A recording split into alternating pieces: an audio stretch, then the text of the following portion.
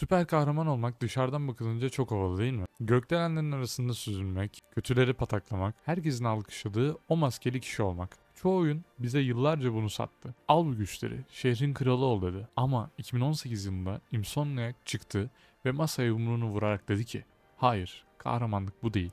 Kahramanlık maskeyi çıkardığında ödediğin bedeldir. Bugün Marvel Spider-Man'in hikayesine dalıyoruz. Ama bu videoda sadece olayları sıralayıp geçmeyeceğiz. Bu oyunun neden diğer tüm süper kahraman oyunlarından, hatta bazı filmlerinden bile daha iyi Peter Parker portresi çizdiğini, o kostümün altındaki insanın yaşadığı dramı konuşacağız. Çayınızı, kahvenizi ya da lokmanızı alın. Arkanıza yaslanın. Çünkü bu hikaye mutlu sonla biten masallardan değil. Hikayeye başlamadan önce bir şeyi netleştirelim. Biz bu oyunu neden bu kadar çok sevdik? Önceki oyunlarda ve filmlerde genelde Peter'ı lise öğrencisi olarak görürdük. Hatta bazı oyunlarda Peter'ı hiçbir zaman görmezdik. Sadece Spider-Man olarak oynardık oyunu. Ama bu oyunda karşımızda 23 yaşında usta olmuş bir Spider-Man var. Tam 8 yıldır bu iş yapıyor. Ağ atarken düşünmüyor bile. Ama asıl büyü şurada. Peter Parker'ın hayatı. Spider-Man hayatı yüzünden paramparça olmuş durumda. Kirasını ödeyemiyor. Kız arkadaşı MJ ile arası bozuk. İş hayatı pamuk ipliğine bağlı. İşte oyunun bizi yakaladığı yer tam da burası. Çünkü hepimiz gökdelenlerden atlamıyoruz. Ama hepimiz ay sonunu getirmeye çalışıyoruz. Hepimiz ilişkilerimizde sorunlar yaşıyoruz. Bu yapım size sadece bir süper kahraman olmayı sunmuyor. Bu yapım size o kostümün içindeki insan olmanın ne kadar ağır bir yük olduğunu iliklerinize kadar hissettiriyor.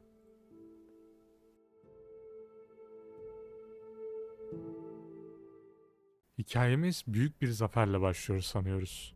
Yılların suç baronu Wilson Fisk'i yani Kingpin'i içeri tıkıyoruz. Peter, oh be şehir temizlendi artık kendi hayatıma, bilimsel çalışmalarıma odaklanabilirim diyor. Burada Peter'ın çalıştığı yere yani Otto Octavius'un laboratuvarına gidiyoruz. Ve oyun bize Otto ile Peter arasındaki o baba oğul ilişkisini o kadar güzel, o kadar naif işliyor ki Otto'nun dünyayı daha iyi bir yer yapma hayaline Peter'ın ona olan hayranlığına ortak oluyoruz. Ancak Kingpin'in gidişi bir güç boşluğu yaratıyor ve sahneye Demons yani şeytanlar çetesi çıkıyor. Başlarında ise Martin Lee yani Mr. Negative var. İşin korkunç yanı ne biliyor musunuz? Martin Lee, Peter'ın en değer verdiği varlık May teyzesinin ya da bizim alıştığımız şekilde May halısının çalıştığı Fist barınağını yöneten o melek yüzlü hayırsever adam. Oyun bize sürekli şunu hatırlatıyor. Herkesi kurtaramazsın. Belediye binasına yapılan saldırıda kahramanımız orada olmasına rağmen patlamayı engelleyemiyor. Ve hikayenin devamında daha yakından tanıyacağımız Miles Morales'in babası kahraman polis Jefferson Davis kollarımızda can veriyor. Burada Spider-Man'in çaresizliğini görürüz. Gücün var, hızın var ama yetmiyor. Bu olay Miles'ı hikayeye dahil ederken Peter'ın üzerindeki suçluluk duygusunu da katlıyor. Peter artık sadece şehri kurtarmak için değil, sevdiklerini korumak için de savaşıyor. Ama çember daralıyor. Ve geldik oyunun kalbimizi söktüğü o sürece. Otto Octavius. Oyun boyunca Otto'nun yavaş yavaş delirmesini, hırslarına yenik düşmesini izliyoruz. Aslında amacı kötü değil. Vücudu iflas ediyor ve hareket edebilmek istiyor.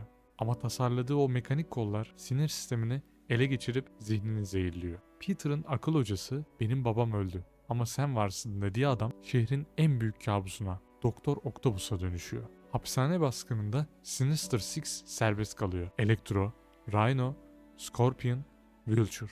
Hepsi Peter'a aynı anda saldırıyor. O sahne bir süper kahramanın fiziksel olarak değil, ruhsal olarak dayak yediği sahnedir. Çünkü karşısındaki baş düşman babası kadar sevdiği biri. Şehir Mr. Negative'in virüsüyle kırılıyor. İnsanlar ölüyor. Ve Panzehir sadece Otto'da. Final dövüşü. Bu bir kavga değil. Bu bir aile trajedisi. Peter Otto'yu yenerken aslında kendi kalbini de kırıyor. Otto'nun bunu sana ben verdim. Ben olmadan bir hiçsin diye bağırması. Peter'ın o yıkılmış hali.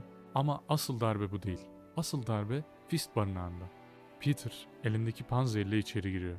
May hala ölüm döşeğinde. Ve o an öğreniyoruz ki May hala başından beri Peter'ın Spider-Man olduğunu biliyormuş. İşte burası bu oyunun sinema tarihine geçtiği yerdir. Elinde tek bir doz panzehir var. Ya halanı kurtaracaksın ve şehirdeki binlerce insan ölecek, ya da şehri kurtaracaksın ve halan kollarında can verecek. Bir Spider-Man oyunu bize adam döv demedi. Bize imkansız bir seçim yaptırdı. Peter maskeyi çıkartıp ağlayarak o zor kararı veriyor. Senin kahramanın olmak istedim diyor halasına. Ve halası gözlerini yumuyor. Şehir kurtuluyor. Spider-Man kazanıyor. Ama Peter Parker her şeyini orada kaybediyor. Hikayemizin sonunda Ben amcanın mezarının yanına bir de May halayı gömüyoruz. Pek çok oyuncu burada May halanın mezarının başında o hüzünlü yağmurun altında bittiğini sanar. Ama Insomniac bizi o karanlıkta bırakmaya niyetli değildi. Perde kapanmadan önce gözyaşlarımızı silmemiz için bizi umut dolu muazzam bir sahne daha bıraktılar. Cenazeden 3 ay sonrasına. Peter'ın yeni dairesine gidiyoruz. Peter ve Miles kolileri taşıyor. Hatırlarsanız oyunu oynarken oyunun ortasından Miles'ın omzundan gezen o genetiği değiştirilmiş örümceği görmüştük. O ısırığın etkileri ortaya çıkmaya başlamış gibi gözüküyor. Miles o sahnede çok gergin. Peter'a dönüp "Bende bir gariplik var. Sana göstermem lazım ama gülmeyeceksin." diyor. Çünkü vücudundaki değişimi bir hastalık, bir lanet sanıyor. Babasını yeni kaybetmiş bir çocuk için ne kadar korkutucu olduğunu düşünebiliyor musunuz? Ve Miles o cesaretini toplayıp kendini yukarıya fırlatıyor. Tavana yapışıyor. O an Peter'ın yüzüne iyi bir bakın. Orada şok yok. Orada korku yok. Orada yalnızlığın bitişinin gülüşü var. Ve Peter ne yapıyor? Ona "İn aşağı, tehlikeli" demiyor. Nutuk çekmiyor. Kendi maskesini indiriyor ve o da tavana Miles'ın yanına zıplıyor. Bu sahneyi niye bu kadar uzun anlattığımı düşünebilirsiniz. Çünkü bu bir döngünün kırılmasıdır. Oyun boyunca Peter'ın baba figürü olarak gördüğü Otto, Peter'ı hayal kırıklığına uğrattı. Onu öldürmeye çalıştı. Kötü bir mentordu. Ama şimdi kader Peter'a ikinci bir şans veriyor. Otto, senin için iyi bir hoca olmadı Peter. Ama sen Miles için harika bir abi olacaksın diyor. Oyunun başında Ben amcanın mirasını taşımaya çalışan yalnız bir çocuk vardı. Oyunun sonunda ise kendi öğrencisini yetiştirecek, Ben amcanın rolünü üstlenecek olgun bir adam var. İki örümcek adam tavanın üzerinde birbirlerine bakarken aslında bize şunu müjdeliyor. Peter Parker çok şey mi kaybetti? Evet. Ama kazandığı şey kaybettiklerini onaracak kadar büyük, artık bir ortağı, bir kardeşi var. Ve bu sahne sadece bu oyunun finali değil. Gelecek efsane hikayelerin, Miles Morales oyununun ve devamında gelecek oyunların işaret fişeğiydi. Tam mutlu son derken Insomniac kapanışı bir bombayla yapıyor. Norman Osborn'un gizli laboratuvarında Peter'ın Avrupa'da tatilde sandığı en yakın arkadaşı Harry Osborn'u görüyoruz. Bir tankın içinde hasta ve baygın ama yalnız değil. Vücudunu saran o simsiyah canlı maddeyi tanıdınız mı? Evet, Venom.